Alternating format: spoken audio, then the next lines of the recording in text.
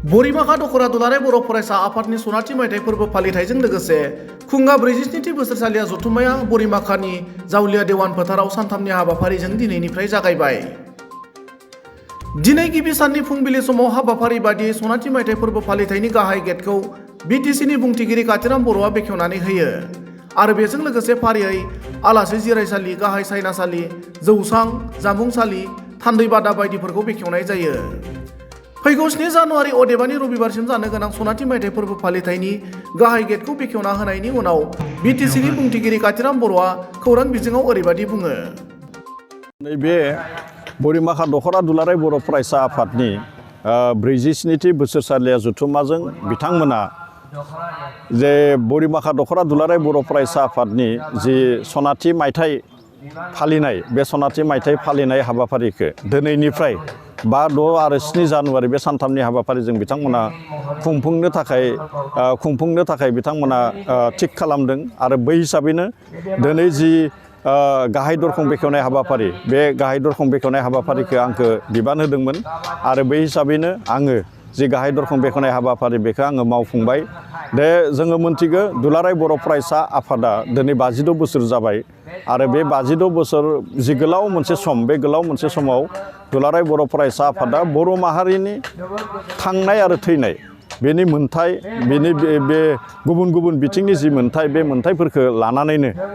दुलाराय बर' फरायसा आफादा 56 बोसोर खामानि मावबोदों आरो थिग बेबायदिनो बरिमाखा दखरा दुलाराय बर' फरायसा आफादाबो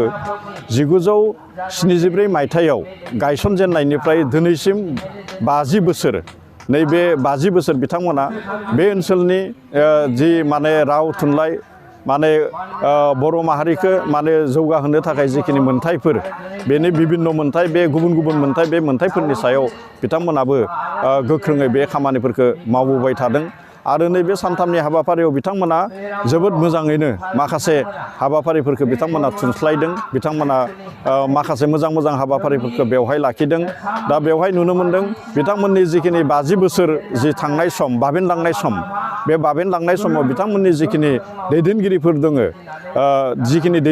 दङ बे दैदेनगिरिफोरखौ बरायनाय आरो मान बावनाय बे हाबाफारिखौ बेवहाय जों नुनो मोन्दों। बिथांमोना बे हाबाफारिखौ लाखिदों। जोङो गासैबो मोनथिगौ जाय हारियाव, जाय ओनसोलाव, जाय न'खराव गेदेरफोरखौ मान होनाय आरो उन्दैखौ अननाय बे मोनसे जि राहाया थायो थारैनो बे ओनसोल बा बे न'खरा बे हारिया बेयो मोनसे सोद्रोम हारि बा सोद्रोम न'खर हिसाबै जोङो गनायथि होनो हायो आरो बे हाबाफारिखौनो बरिमाखा दखरा दुलाराय बर' फरायसा आफादा मावनो थांदों आरो बेनि अनगायैबो बिथांमोना बे सानथामनि हाबाफारियाव गुबुन गुबुन बिथिङाव बेवहाय थुनलाइयारि बादायलायनाय, गेलेनाय बादायलायनाय, बेवहाय माने आरोबाव माने हारिमुवारि बादायलायनाय बे गासैबो बादायलायनाय जाय बादायलायनायनि गेजेरजों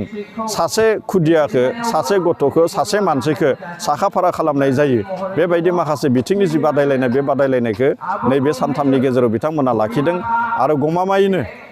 नैबे सानथामनि जि हाबाफारि बे सानथामनि हाबाफारियाव बिथांमोना माखासे हाबाफारिफोरखौ जाफुंसार होनायजों नैबे ओनसोलनि जि मोनसे जौगानाय बे ओनसोलनि फरायसाफोरनि बे ओनसोलनि माने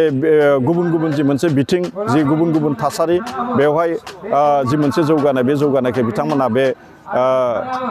बे जि माने बे जि कनफारेन्स बे जुथुमानि गेजेरजों जोङो लाबोनो हागोन आरो दुलाराय बर' फरायसा आफादनि जिखिनि थांखि आरो नोजोर जिखिनि मावबिथांखि बेजों बरिमाखा दुलाराय बर' फरायसा आफादाबो थांनाय 50 बोसोराव जेरैबायदि खामानि मावबोबाय थादों गोख्रोङै आरो फैबाय थानाय समावबो बिथांमोना आरोबाव गोख्रोंसिनै खामानि मावलांनायनि जि मोनसे